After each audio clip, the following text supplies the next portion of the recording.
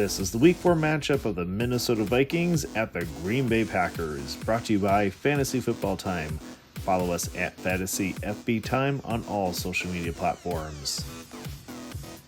All right, Vikings fans, how you feeling? 3-0 going into Week 4. Packers fans, holding up, right? Without Jordan Love.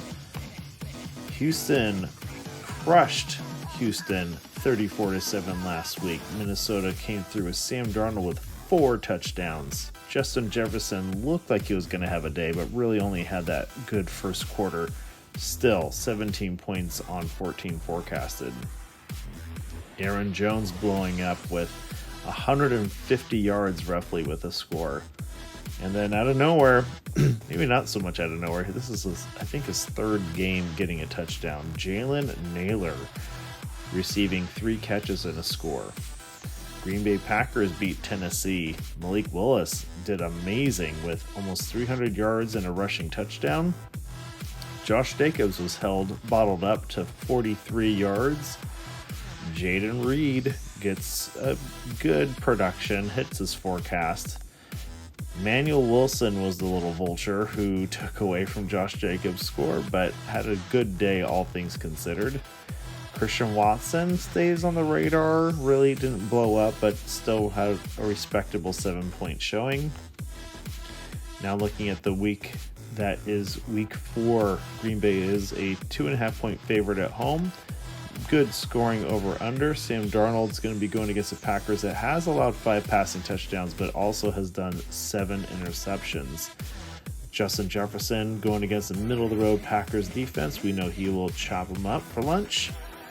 Aaron Jones is going against a bottom-of-the-road running back defense, so that's good for him as well. But if Jordan Addison can go, he's a double-digit fantasy player for Week 4. The Packers defense, just for context, held Indy to only 10 points. They had 11 sacks. Now note, 8 of those were against Tennessee. And as I mentioned, they've had 7 interceptions, which has been pretty, I think it was 2, 3, and 2. So they've been picking off players pretty consistently. So you got to keep an eye on that. 2 fumble turnovers, and last week they had a defensive touchdown. Green Bay, will Jordan Love return? I think you can expect 18 points either from Love or Neighbors, but it is a tough Viking secondary.